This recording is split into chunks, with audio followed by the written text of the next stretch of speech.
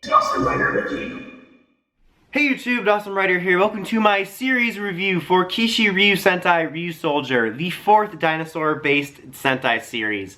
So let's go ahead and dive right in. If you're familiar with my series review, I usually kind of structure it around like plot, characters, designs, you know, final thoughts. I'm going to try to shake things up a little bit.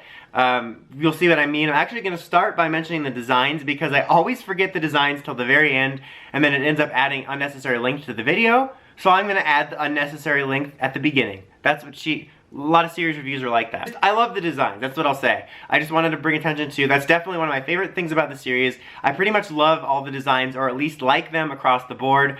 The only thing I didn't, not liked, but don't bother Luke. I don't know how much clearer I could possibly make it. Not something I disliked, but I always was a little bit thrown off by like the drill zipper thing. Like, I got what they were going for, but that was the only part that I never fully came around to. But I love the helmets. I love all the different armors. I think they actually did a good job of using those, not exactly evenly, but pretty evenly, and moving them around the Rangers. Max Ryusoul Red is one of my all-time favorite suit designs. Ryusoul Gold in general too as well, even though I'm sick of Gold and Silver Rangers being 6th. His helmet is one of my favorite helmets ever, and when he has the gold armor on, easily a top Sentai suit. I loved all the mecha designs. Both Neptune and Yokiro are also all-time favorite suit designs. I think the designs were just great, and like I liked most of the gear, all the swords, Geysorg, all of it. So I wanted to bring that up so I don't forget it at the end like I usually do. So let's talk about plot. And I'm going to be talking about details from the plot itself as well as the way it progressed, because Ryusoulger had a very weird progression. In fact, let's start there since I just said it. I think that it had a good pace halfway through the series. The first half I think was really clunky, very hard to get into. If you watch my early Ryusoulger videos or follow me on Twitter, you know I had a lot of problems with the series. I thought it was very bland. I actually often compared it to Dino Force Brave because it felt like just the generic blueprints of what a Sentai is, of like, we have these milestones and these plot milestones and we're getting to them even if we didn't emotionally get ready for it. That's a weird way of putting it, but I mean, it didn't feel like you were invested. Like, the beginning felt very rushed, and like the first arc was kind of about taking out that first villain and how he killed their masters. But I felt like there was no investment to that because everything happened so quickly and we never really got a chance to know the masters. I think that was a huge missed opportunity. If I would have been in charge, I would have done one of two things. Either had the masters stick around for the first handful of episodes and the first missions the Rangers go out on, they were still being mentored, or throughout the first arc have flashbacks, let us know the relationship between these characters, because it felt like it was supposed to be this big emotional moment when they defeated him, but I felt nothing because the beginning was very rushed. And then we went into largely filler territory, and the first half had a lot of useless filler, and you know, the Minosaur plots being very writer-esque and focusing on a character of the week went into that. So, but around the Geysorg arc, when we started delving into the mystery of Geysorg and Nada, I think that the plot progression was actually done quite well. In fact, it was better than a lot of Sentai. For a bland Sentai series, that really surprises me when I think about it. Something I often complain about with Sentai is in a lot of series, even some that I've liked, some that I've middle-ranged on, some that I've hated, Sentai always has this problem of getting in these dead zones of filler where they straight up forget plots, they don't hint at it at all. It makes the stories feel disjointed when they pick them up, and I have to say from Geysorg on, they did a good job of keeping the flow going. The story flowed one into the next revelation. Even in some of the more filler episodes, there was always a little nugget of something that continued the plot, and that's not something a lot of Sentai do, and I want to give them props for that. I enjoyed the Geysorg stuff. I enjoyed the stuff that followed when we started getting into Precious and stuff, the revelations about Master Black. I think it was all very basic though. There was definitely a couple neat little surprises, but nothing about it felt like amazing, like groundbreaking. And that's funny because when Ryusoulger started, that's what I was okay with. I knew Ryusoulger was going to be a very safe series.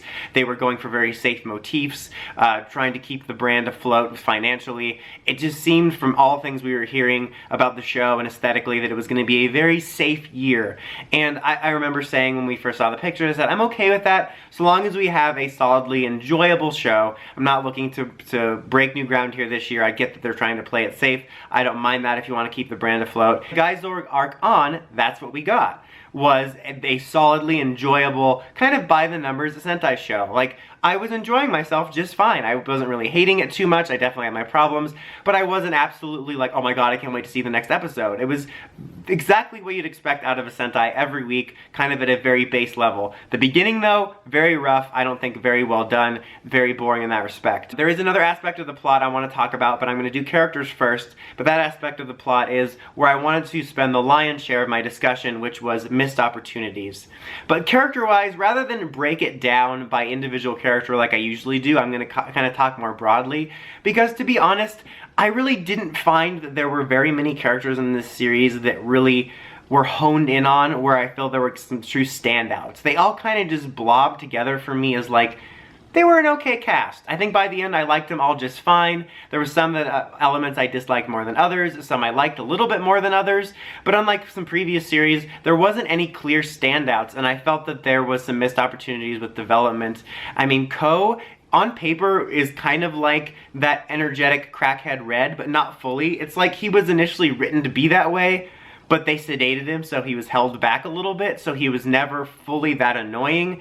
It took us forever to find anything out about him. I did find the elements to be interesting of finding out he was a really reckless, violent kid until he learned from his friends. And I think that kind of honed in on the message they were trying to make at the end with Eris about how humans can be destructive, but they can be better. And I think that that could have really tied in, and I wish they would have done that. Asuna really annoyed me at the beginning because she was always doing stuff that messed things up for everyone and then blamed other people.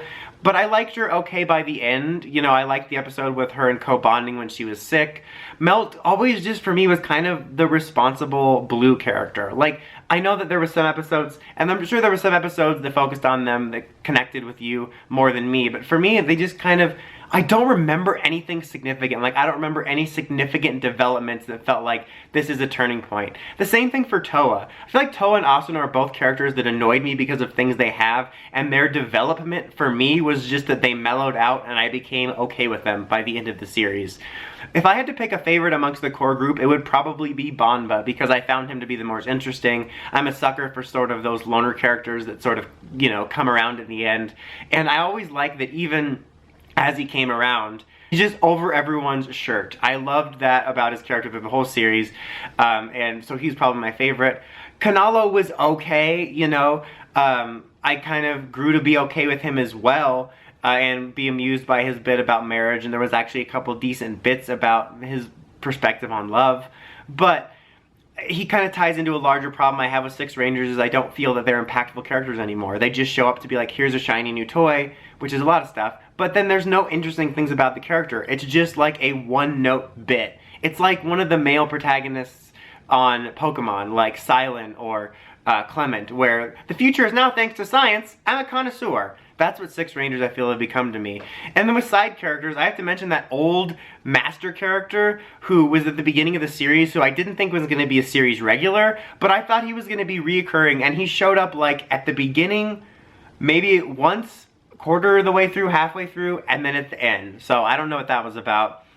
And then you have Ui, who I didn't like her. I thought she was annoying. There was very few moments that I found her, I don't know, redeemable sounds like she was that bad, but I just didn't like her. And then her dad, Seto, who isn't Seto, again, I feel like he was just there. I feel like he was the most base level, like, background owner of the shop character. Like, you often in Sentai will have that character that is like the owner or whatever of the house or restaurant or wherever they hang out.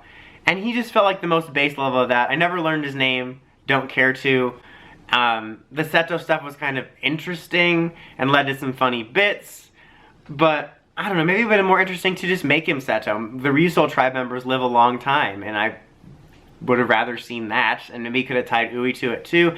I don't know. They were just really there for me. Like, they were, that makes it sound like they were there for me in the tough times last week when I was sick. Just Ui and Ui's dad, whose name I don't give a shirt about. That brings me to another point though, speaking of the Ryusoulgers living for a long time. That was a cool bit we learned about, that the Ryusoulgers are like different than normal humans. They live for a long time. It was brought up a couple times. They did highlight it on a story in one of Banba's focus episodes, but then it was very rarely touched on. I thought that could have been a really cool element that would have brought a lot of interesting stories and development that they just never brought up. And also that character from Banba's past that they brought back because of that was never brought up again. It kind of reminds me in Zyuranger how these characters were literally awake in the 21st century for the first time, or the 20th century at the time, I guess, and they never did anything with that. It was like, oh, we're just used to computers. I'm like, you're from prehistoric times. The villains, this would be a perfect transitionary topic for missed opportunities, because I think the villains were one of the weakest links and the biggest missed opportunities in the series, especially once we got to know the full picture of where they were going with the plot. And this ties in again to another larger problem I've had with Sentai in recent years, is I feel the villains have had a lack of presence. The last time, for me personally, that I can remember the villains having a presence and a prominence in terms of their feel of being a threat, as well as their characters actually feeling interesting, was Tokyuger. But ever since then, it's felt like they're just a small band operating out of a cardboard box. And that's exactly what Ryusoul and Kreon was. And that's the primary reason why the villains didn't work, because these two comedic relief villains were the primary villains. You had a couple more major, actual threatening villains popping up every now and then, but they were coming and going, and Kreon and Ryusoul were basically the primary villain for the whole series. And for me, that was like having Squat and Babu be the primary villains of the series, or maybe Jindrax and Toxica is a better one. And the reason Jindrax and Toxica worked is because they were main villains, but they had actual villains there as well, and Jindrax and Toxica could feel more like an actual threat as well as being comedic at times. And I think that really did a disservice to it. It really highlighted the lack of villains feeling like they have a presence or threat. And especially when we know where they were going, when with the reveal that Eris created the Dread-Ons originally to combat the Ryusoulgers. They were supposed to be the good guys that stopped these warring tribes of the Ryusoulgers. And I think knowing that, I really wish the villains would have had a larger presence. You had at least one, if not multiple, actual threatening villains that were regulars throughout the series, and you keep Ryusoul and Kreon out throughout the series as Jindrax and Toxica. Because Jindrax and Toxica kind of were redeemed at the end and got to live their own lives, and I think that worked because you had the actual real bads there, the real big bads. So I think that that should have been a thing, and I would have been more endeared to Ryusoul and Kreon. I wasn't a huge fan of them. I kind of despise Ryusoul. He kind of represents everything I hate about Toku villains that are like that. But there was some endearing moments with his bond with Kreon, and I think I could have come around to that if they would have had the actual big bads be the ones to take out. And then I think a missed opportunity was having the Dread-Ons and the Ryusoulgers work together to defeat Eris. So if throughout the series you would have had the villains, but then you have Ryusoul and Kreon as the ones that clearly are going to find some sort of redemption, like previous series like Kisiryu or Magiranger, then you set that up for the Dread-Ons, which are Ryusoul and Kreon, and the Ryusoulgers working together to defy the destiny set for them by Eris and destroy her together. And then you had the other guy, what was his name, Gaseous? I liked him, and I wish that in the middle of the series, they had kind of, they did this a couple times where it was like a war between Kreon with Gash's more serious approach and Ryusoul's more comedic approach. That could have been honestly a decent dynamic for the core of the series. But Gaseous kept leaving and coming back and ultimately ended up not being, I don't even know if his name is Gaseous to be honest. I really liked Precious. I thought he was more of a threat. I wish that she would have come in earlier, and the stuff about the Dread-Ons being in space was also interesting. That could have been explored more, but the point is they needed to have more real villains there to highlight what they were trying to do with Ryusoul and Kreon. Really quickly, shoehorning this in here, I'm recording this after the fact of this video. I wanted to talk about this missed opportunity really quick because it was an important one. I feel there was a huge missed opportunity in giving all the Kisiryu personalities. Tiramigo's standalone episodes were some of my favorites. I found him to be very endearing and charming. I liked even some of the stuff with Piton and Mouse Rex, that's the combination, but those two brothers. And I could not fathom why they didn't give all of them personalities, especially since we're about to get into Kara Major, where the vehicles have personalities. And I think that the episodes that highlighted the sentient, speaking Kisiryu worked so well for me that I think the series could have really been further enhanced by giving all of them personalities and unique bonds to their rangers a la Goanger. And I'm not sure why they didn't do that. It honestly made all the non-primary ones feel forgettable. And I think that was a huge missed opportunity that could have added a lot of endearing qualities to the series. So a lot of that was missed opportunities, but now I want to talk about a couple other things quickly, which I think were other missed opportunities with Ryusoulger. Before I get to the bigger ones, a small one I did want to highlight was Ryusoul Brown. I'm very shocked by that debut actually just being a one-off comedic bit with how much it got built up, I guess, by the fandom. First Brown Ranger. I don't think he really is. He's like an extra hero. But still, I didn't expect it to be only used for that. I thought he was going to make another appearance in the finale somehow. I kind of would have liked to have seen Master Black use it, but that was a cool extra element that I liked that they added, but was shocked was such a huge missed opportunity and used for a one-off, like I said, comedy bit. The other main missed opportunity I wanted to address was the warring between the tribes.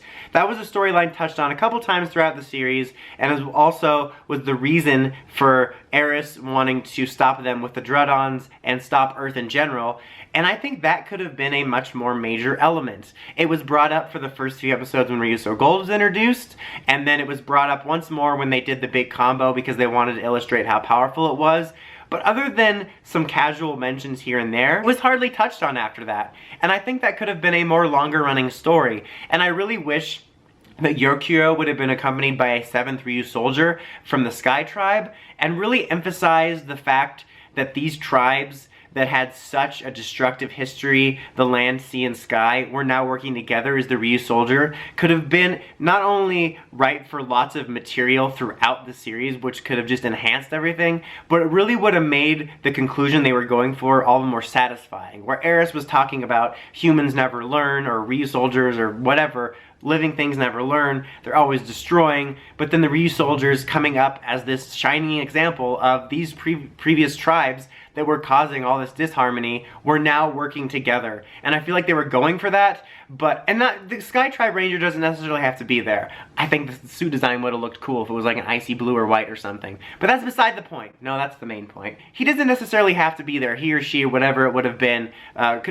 Girl Extra Ranger in a white silver costume would have been cool. The point is that they could have even done that with just Gold and the 5 Ryusoulgers, but I feel that that was a missed opportunity that was really cool. There was a lot about that, and about the mythology of the Ryusoulgers that was underutilized. That being said though, I do want to give props to them for having a pretty well thought out mythology. Compared to some Sentai of recent years, they actually delved into it more and gave more answers to questions. They even had that one filler episode that was like a clip show where they explained the Ryusouls, and I appreciate stuff like that. That invests me more in the series when we delve into the lore, and not a lot of Sentai do that, because there's series where I've seen the lore being presented and I'm really interested, and then the answer is like, our powers come from the Earth's hope! I'm like, oh my god. I was really appreciative of that. There were some missed opportunities with lore that they introduced, to be sure, but they fleshed out the lore pretty well, and I was very happy with that. But overall, that's pretty much what I have to say. There's a couple other things I could go on about, but I feel like I got my main points out. Ryusoulger was a basic Sentai experience. The first half was a very rough, rushed, boring start, but I think the second half was very decently enjoyable Sentai entertainment. Some good fights, some good designs, some good plot developments, nothing revolutionary or game-changing, but a solid, enjoyable Sentai series. I think I would overall give it a 7. I definitely left it with a more positive opinion than I had at the early start. It's definitely not a favorite, very mid-range. I'll be interested to see how it stands the test of time in terms of how fond I am of it or missing it, because that often tells me how much I appreciated a Sentai or not, how much I miss it, and I don't know if I will, but, you know, it was better than I thought. The only final note I want to say, something I just thought of, is I do want to say I appreciate that they did hone in more on the night theme than the dino theme. There's so many concerns about yet another Dino Sentai, a cycle we're now repeating yet again with Power Rangers with that same sentiment, but they really did more so emphasize the night theme over the dinosaur theme, which I appreciated, right down to the score, which incorporated great music that really drove that home. But what did you guys think of Ryusoulger overall? Did you end up enjoying it? Did you end up hating it? Somewhere kind of in the middle like me. What do you want to see maybe improved upon or expanded upon in the Power Rangers series? Let me know in the comments. Until next time, don't forget to like, comment, subscribe, and climb the steps and ring that bell so you can get notifications from my videos. Dawson Ryder, signing out.